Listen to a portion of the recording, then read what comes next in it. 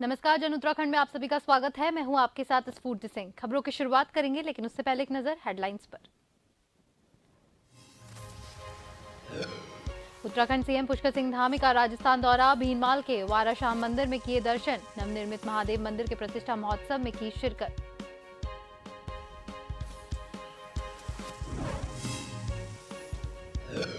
कोटद्वार में परीक्षा पर चर्चा कार्यक्रम में पहुंचे गढ़वाल सांसद तीरथ सिंह रावत। अव्वल आने वाले छात्र छात्राओं को सांसद ने दिया पुरस्कृत। पीएम 27 तारीख को देश के बच्चों से करेंगे चर्चा। गणतंत्र दिवस को लेकर प्रदेश भर में अलर्ट, चप्पे चप्पे पर प्रशासन रख रहा है नजर। रेलवे स्टेशन, बस स्टैंड और भीड़भाड़ वाली जगह पर चलाया जा रहा है सघन चेकिंग अभियान। राज्य में 2021 के मुकाबले 2022 में सड़क हादसों में 27% की वृद्धि। केवल राजधानी देहरादून में 19% का हुआ इजाफा। आरटीओ प्रवर्तन चला रहा जागरूकता अभियान।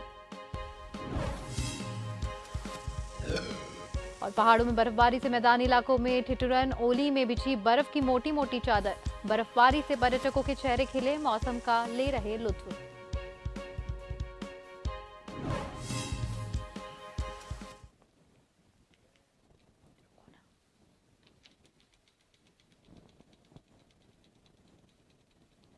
निकल गया ये।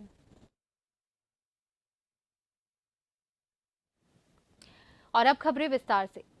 उत्तराखंड के मुख्यमंत्री पुष्कर सिंह धामी का भीनमाल दौरा। भीनमाल पहुंचने पर ऐतिहासिक प्राचीन वाराशाम मंदिर के दर्शन किए। वाराशाम मंदिर में दर्शन कर की गई विशेष पूजा अर्चना। इसी के साथ शहर में नवनिर्मित नीलकंठ महादेव मंदिर प्रतिष्ठा महोत्सव में भी शिरकत की। भगवान नीलकंठ महादेव मंदिर दर्शन कर श्री राम कथा में हिस्सा लिया। भीनमाल में 10 दिवस नीलकंठ महादेव मंदिर प्रतिष्ठा महोत्सव का चल रहा है कार्यक्रम, जहां पुष्कर सिंह धामी ने शिरकत की।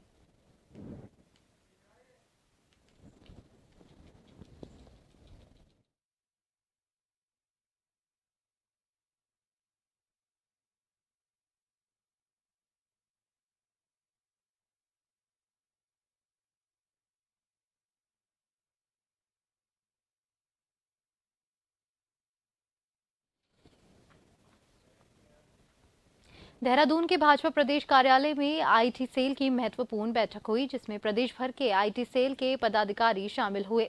बैठक में सोशल मीडिया की नीतियों को लेकर चर्चा हुई। भाजपा के पूर्व महामंत्री मयंक गुप्ता का कहना है कि बैठक में आने वाले चुनाव को लेकर भी चर्चा हुई। इस साल प्रदेश में निकाय चुनाव की भी प्रस्तावना है और मार्च में भाजपा सरकार का 1 साल का कार्यकाल पूरा होने जा रहा है, उसको लेकर भी चर्चा हुई है। सरकार कई तरह के कार्यक्रमों का आयोजन कर सकती है। सरकार की नीतियों, पार्टी संगठन के साथ अन्य मसले को लेकर भी चर्चा हुई।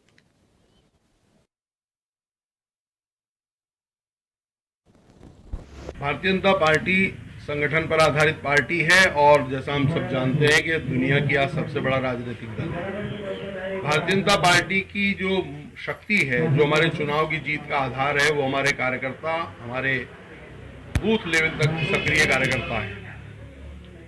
हर चुनाव में हमारा प्रयास रहता है और संगठन की तैयारी जब हम करते हैं कि हम सारे कार्यकर्ताओं का एक डेटा अपने पास एकत्रित करें, लेकिन कार्यकर्ता बदलते रहते हैं, धीरे धीरे नए आगे बढ़ते रहते हैं, संगठन में परिवर्तन होते हैं, तो स्वाभाविक रूप से फिर डेटा भी प्रबंधन हमें बार बार करना पड़ता है। तो आने वाले लोकसभा चुनाव से पूर्व हमारा पूरा डेटा अच्छे से संकलित हो जाए, उत्तराखंड का, हमारे पन्ना प्रमुख तक के सभी कार्यकर्ताओं की पूरी इंफॉर्मेशन हमारे पास फीड हो जाए। मुख्यमंत्री एकीकृत बागवानी विकास परियोजना के तहत बनाई पौधाशाला कागजों में ही बनकर रह गई है। काश्तकारों की शिकायत पर कैबिनेट मंत्री गणेश जोशी ने डीएम को जांच के आदेश दिए। काश्तकारों ने आरोप लगाया है कि जिस नाम की पौधाशाला अधिक की गई है, वहीं पे नहीं की गई। रवाई घाटी के काश्तकारों ने कृषि एवं उद्यान मंत्री गणेश जोशी और जिलाधिकारी अभिषेक रोहिल्ला को ज्ञापन भेजकर सेब की पौधे आवंटन के लिए अधिकृत नर्सरी का स्थलीय निरीक्षण कर जांच की मांग की है।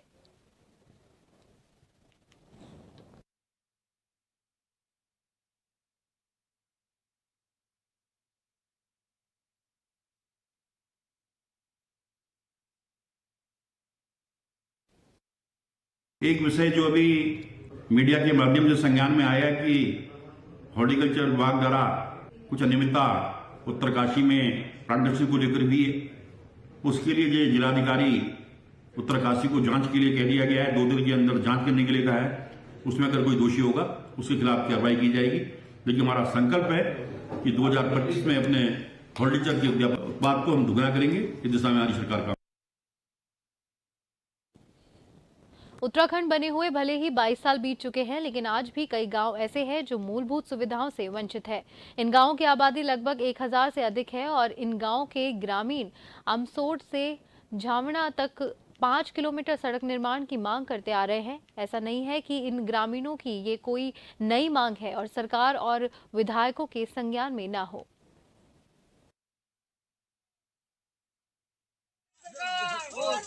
क्या बताया, हम तो बरसों से इसी के बारे में कहते जा रहे हैं, लेकिन जाने लोग कब से अनसुनी कर रहे हैं। कोई जानने दे रहा है ना, कोई विधायक नहीं, ना कोई MP नहीं मिल लेना, कोई किसी की तरफ से सहायता नहीं मिल रही है। अनाथ गाँव है, इसका कोई छोड़ने वाला नहीं है।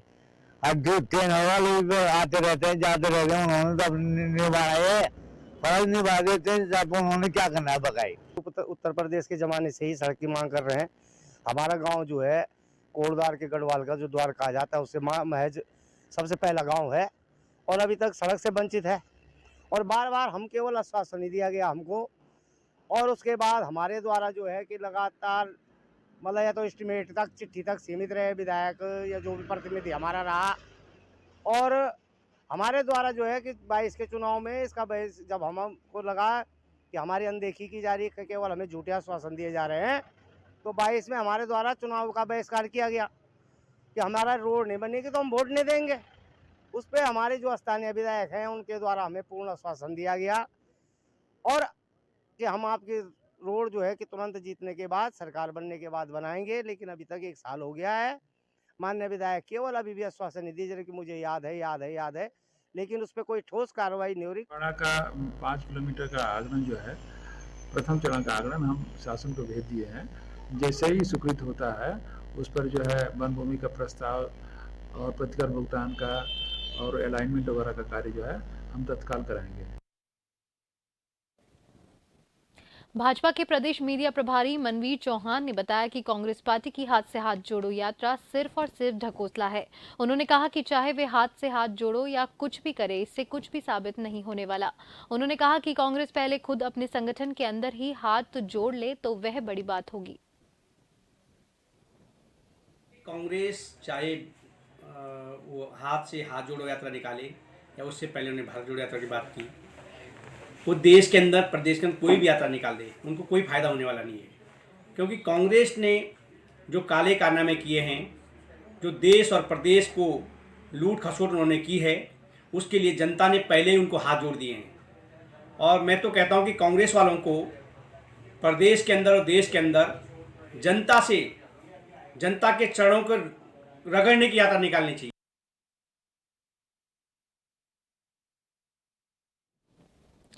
सितारगंज के सिडकुल में सितारगंज चेयरमैन दुबे के हरीश दुबे ने जायडस वेलनेस एम्प्लॉय यूनियन के लोगों के साथ मिलकर भाजपा सरकार पुष्कर सिंह धामी को बड़ी चुनौती दी और कहा कि सितारगंज सिडकुल में 219 दिन से लगातार धरना जारी है और बीजेपी सरकार पर पुष्कर सिंह धामी इस पर कोई सुनवाई नहीं कर रही है।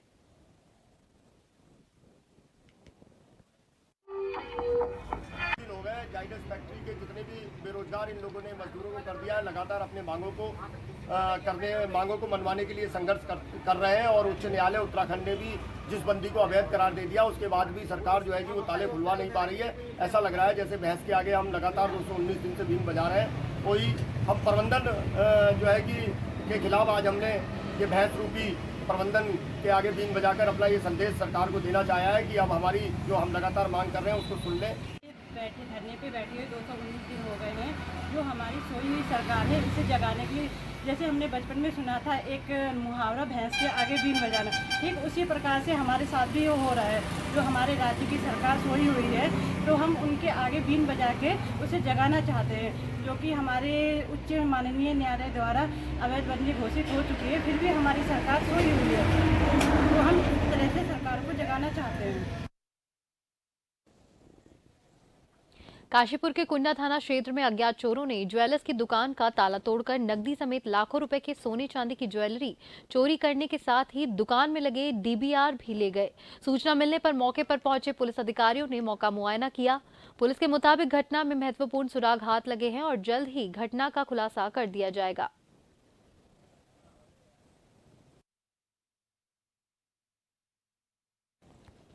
सुबह हमें एक कोई आदमी यहाँ गांव का जा रहा था घूमते हुए, उन्होंने जाके हमें बताया भी आपका शटर खुला हुआ है। तो फिर हमने देखा तो वो कैमरे का डीवीआर वगैरह खुला पड़ा था और सारा सामान उथल पुथल हुआ पड़ा था और उसमें कोई सामान नहीं था, सब खाली हुआ पड़ा था। ये गढ़ी नेकी में मुख्य मार्केट में एक ज्वेलर्स की दुकान से रात को चोरी हुई है, जिसमें लगभग 1 किलो नई चांदी और 2 किलो पुरानी चांदी है और कुछ एक्सचेंज का सामान है। तो ये सब सामान चोर लेके गए हैं। साथ में ज्वेलर्स के यहाँ सीसीटीवी भी था और वो डीवीआर को भी साथ में लेके गए हैं। इसमें कुछ एक टीम बना के हम लोग के द्वारा इसकी जानकारी की जा रही है और इसमें जो टीम है अभी कुछ महत्वपूर्ण सुराग टीम के हाथ लगे हैं, उसके आधार पर जल्दी इसका खुलासा कर दिया जाएगा। कोटद्वार के राजकीय इंटर कॉलेज में परीक्षा पे चर्चा कार्यक्रम रखा गया, जिसमें बतौर मुख्य अतिथि गढ़वाल सांसद तीरथ सिंह रावत पहुंचे। कार्यक्रम में कई सांस्कृतिक कार्यक्रम भी किए गए, जिसमें अव्वल आने वाले छात्र छात्राओं को सांसद तीरथ सिंह रावत द्वारा पुरस्कृत किया गया। बता दें कि परीक्षा पे चर्चा कार्यक्रम की शुरुआत प्रधानमंत्री मोदी द्वारा 2018 में की गई थी, जिसका उद्देश्य परीक्षा के दौरान बच्चों में आने वाले तनाव को दूर करना है। इस दौरान गढ़वाल सांसद तीरथ सिंह रावत ने कहा कि प्रधानमंत्री नरेंद्र मोदी का परीक्षा पे चर्चा एक मिशन है। परीक्षा से पहले किसी तैयारी हो और कैसी तैयारी हो, इसको लेकर प्रधानमंत्री 27 तारीख को पूरे देश के बच्चों से चर्चा करेंगे।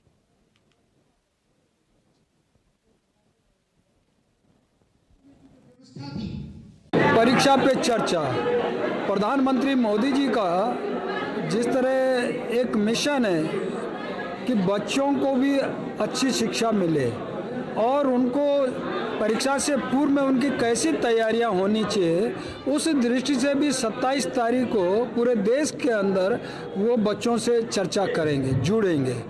उसी के तहत ये पूर्व तैयारी की दिशा से 18 से लेकर के 23 तारीख तक सभी कैंपस कॉलेजों में, अन्य क्षेत्रों में बच्चों के साथ प्रतियोगिता के रूप में रूबरू होना।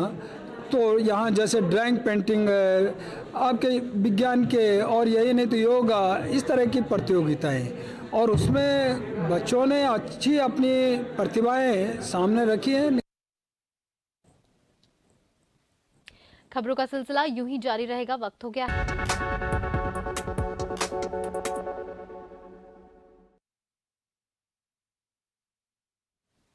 ब्रेक के बाद एक बार फिर से आप सभी का स्वागत। देहरादून में गणतंत्र दिवस की सुरक्षा को लेकर IG alert. Garhwal police force के अधिकारियों को आईजी ने सख्त निर्देश दिए। जनपद में आयोजित होने वाले कार्यक्रमों की समीक्षा की गई और सख्त से सख्त वहां पर निर्देश दिए गए हैं। रेलवे स्टेशन, बस स्टैंड सहित भीड़भाड़ वाले स्थानों पर वाहनों को किया जाए सख्ती से चेक। हर स्थिति पर आला अधिकारी रखेंगे पैनी नजर।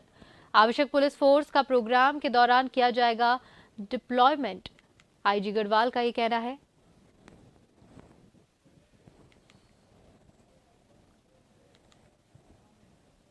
गणतंत्र दिवस को लेकर प्रशासनिक अमला पूरी तरह से मुस्तैद हो गया है। रुड़की रेलवे स्टेशन पर बम निरोधक दस्ते की टीम ने सभी प्लेटफॉर्म पर डॉग स्क्वाड ने गहनता से जांच की और पूरे रेलवे स्टेशन की तलाशी ली गई।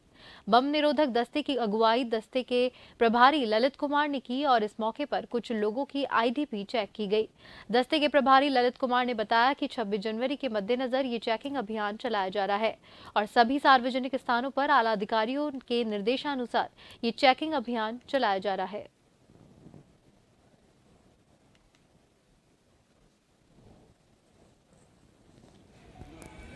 26 जनवरी की सुरक्षा दृष्टिगत जो है चेकिंग अभियान चलाया जा रहा है। जहाँ भी मतलब ये पब्लिक प्लेस हैं और भीड़ भाड़ लेकर सब जगह चेकिंग की जा रही है, चाहे बस अड्डा हो, रिलेशन हो, अन्य पब्लिक जो भी पब्लिक प्लेस हैं जहाँ गैदरिंग है वहाँ पर जो है सुरक्षा दृष्टि से चेकिंग की जा रही है। सर आपके साथ में कौन कौन है? मेरी टीम में जो है BDS टीम है और यहाँ पे जो है लोकल पुलिस टीम है यहाँ पे।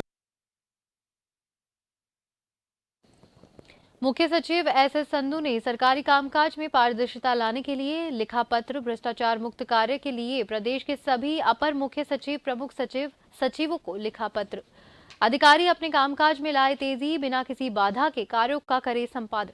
सरकारी कामकाज में पारदर्शिता लाने के लिए निर्देश दिए गए। मॉल में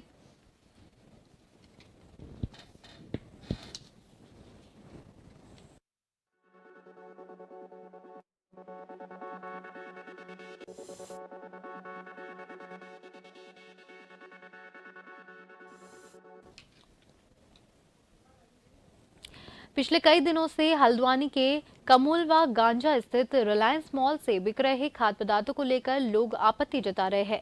लोगों का आरोप है कि मॉल में ऑफर के नाम पर खराब गुणवत्ता का सामान बेचा जा रहा है।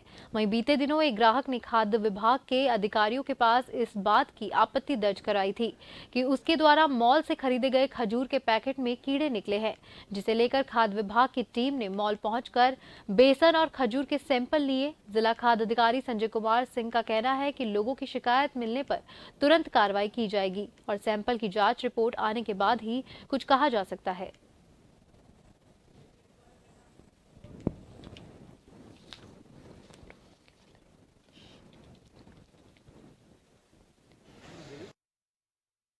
ऑफर में था 99 रुपये ऑफर में था, हम लेके 2 पैकेट लेके आज पहले तो कल हमने खाया तो उसको पता नहीं पाया, सारे बच्चों को खिला दिया।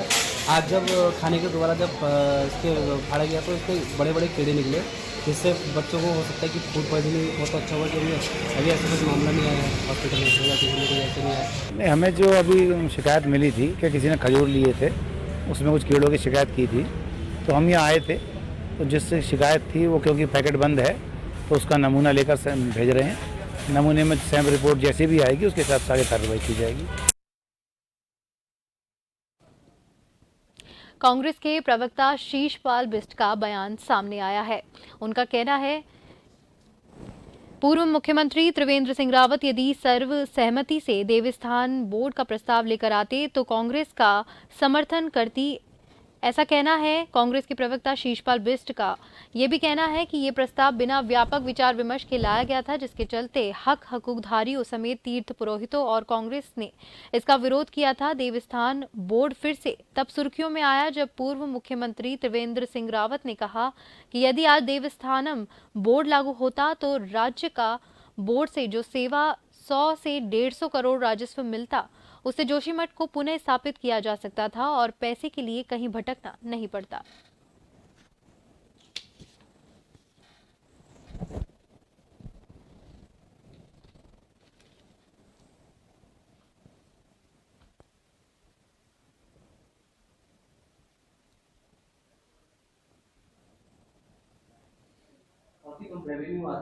जहां तक पूर्व मुख्यमंत्री त्रिवेंद्र सिंह रावत जी की बात है, आजकल लगातार उनकी बयानबाजियां आ रही हैं और पूर्व मुख्यमंत्री और वर्तमान मुख्यमंत्री के बीच में जिस तरह का शीत युद्ध दिखाई दे रहा है, तो इससे प्रदेश में जो रोजगार है चाहे विकास है उस पर फर्क पड़ रहा है। और देवस्थानम बोर्ड के लिए त्रिवेंद्र सिंह रावत जी ने कहा कि अगर वो बोर्ड होता, सरकार अगर उसको भंग नहीं करती तो आज जो है पैसे की कमी नहीं हो सकती।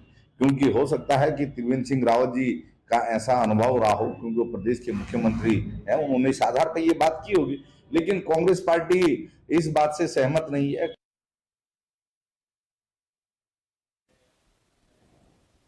2021 के मुकाबले 2022 में प्रदेश भर में सड़क हादसों में 27% का इजाफा देखने को मिला है। देहरादून में सड़क हादसों की बात करें तो 19.15% का इजाफा हुआ। ज्यादातर हादसों की वजह ओवर स्पीड बताई जा रही है। मामले की गंभीरता को लेकर आरटीओ प्रवर्तन शैलेश तिवारी का कहना है कि वो लगातार प्रयास कर रहे हैं सड़क दुर्घटनाएं ना हो, इसके लिए चालान की संख्या में भी वृद्धि की गई है। इसके अलावा लगातार जागरूकता अभियान चलाए जा रहे हैं। उनका लक्ष्य है कि कम से कम 50% हादसों को कम किया जा सके।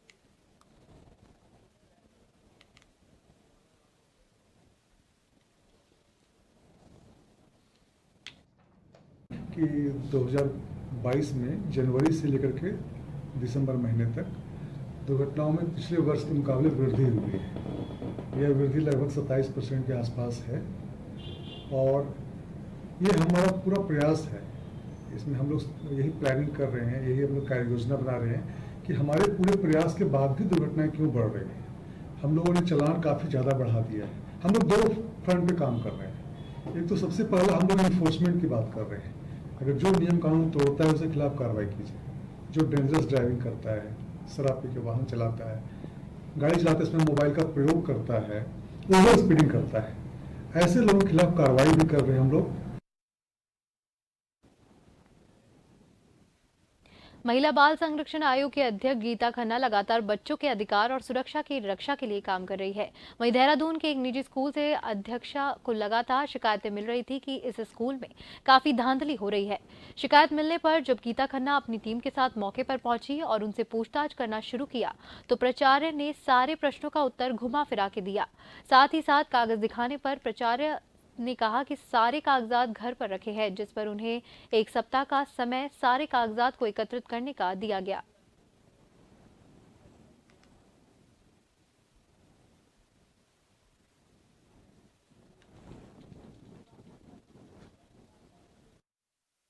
ये सिद्धार्थ स्कूल की हमें लगातार शिकायतें मिल रही थी, मार पिटाई की, शोषण की और फीस की वृद्धि को लेके। तो उसी के संदर्भ में हमने ये विज़िट करा था।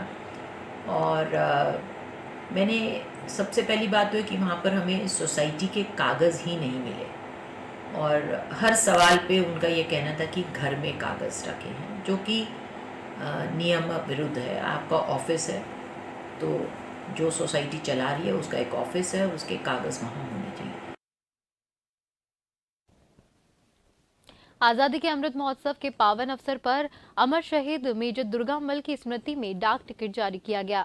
इसी को लेकर 23 जनवरी को सुभाष चंद्र बोस के जन्म दिवस पर अमर शहीद मेजर दुर्गामल डाक टिकट विमोचन का कार्यक्रम आयोजित किया जाएगा। इस डाक टिकट का विमोचन उत्तराखंड के राज्यपाल लेफ्टिनेंट जनरल गुरमीत सिंह के हाथों होगा। इसमें उत्तराखंड के मुख्यमंत्री पुष्कर सिंह धामी के अलावा सिक्किम के मुख्यमंत्री प्रेम सिंह तमांग, दार्जिलिंग के सांसद राजू बिस्ट भी मौजूद रहेंगे। बता दें कि शहीद मेजर दुर्गामल का जन्म 1 जुलाई 1913 को हुआ था और उनकी मृत्यु 25 अगस्त 1944 को हुई थी। वो आजाद हिंद फौज के प्रथम गोरखा सैनिक थे, जिन्होंने भारत की स्वतंत्रता के लिए अपने प्राणों की आहुति दे दी। जा रहे हैं इसको बहुत भव्य, जिन्हें फांसी दी गई थी, अचानक जिनकी मौत नहीं हुई थी, जिन्होंने देश की आज़ादी के लिए स्वयं फांसी का फंदा चुना था, उनके नाम का डाक टिकट हो रहा है। 23 जनवरी 2023 को शहीद दुर्गामल पार्क गढ़ी कैंट में शहीद दुर्गामल जी के नाम का डाक टिकट कार्यक्रम विमोचन का कार्यक्रम हो रहा है।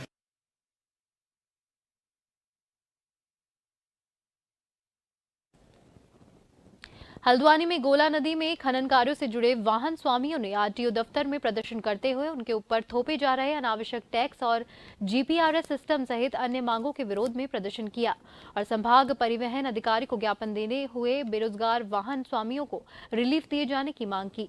वाहन स्वामियों का आरोप है कि उनके वाहन सरेंडर है, उनके पास कोई काम नहीं है। इसके बावजूद भी आरटीओ ने उन्हें ग्रीन सिग्नल में डाल दिया है। साथ ही ट्रैक्टर और ट्रॉली में अलग अलग टैक्स लिया जा रहा है, जबकि एक टैक्स लिया जाना चाहिए। इसके साथ ही वाहनों के फिटनेस फीस 10 गुना बढ़ा दी गई है, जबकि उत्तर प्रदेश में अभी पुराने तर्ज पर ही फीस ली जा रही है।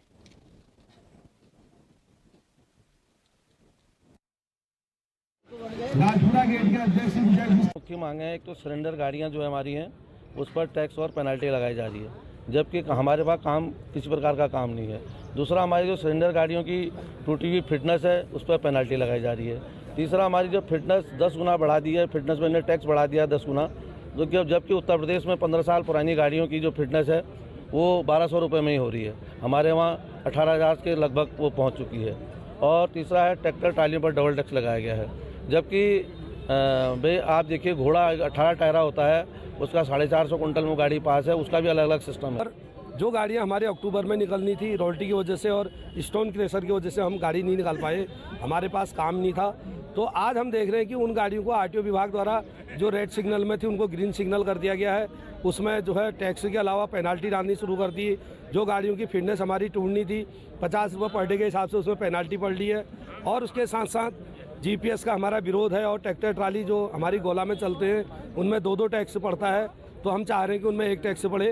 उन पे टैक्स और पेनल्टी लगाई जा रही है, और जो फिटनेस जो है अगर एक्सपायर हो गई है उस पर पेनल्टी लगाई जा रही है। तो उसमें हम ये बताना चाहते हैं जो भी सरकार द्वारा नियम लागू किए गए हैं उसी के तहत कार्रवाई की जा रही है, और किसी भी गाड़ी मालिक के ऊपर कोई अन्यथा पेनल्टी नहीं लगाई जा रही है। अगर गाड़ी जब रिलीज़ हो रही है उससे फिटनेस कराने के दिन में अगर 2, 4, 6 दिन अगर हो रहे हैं वो हमारे पेनल्टी सिर्फ उसी पे लगाई जा रही है। और दूसरी बात इन्होंने ये कहा है कि फ़िटनेस की जो फ़ीस बढ़ा दी गई है 12,500 रुपये जो कर दी गई है, और यूपी में इनका कहना है कि यूपी में वहाँ पर ऐसा नहीं हो रहा है। तो मैं ये बताना चाहता हूँ ये भारत सरकार द्वारा फ़ीस बढ़ाई गई थी।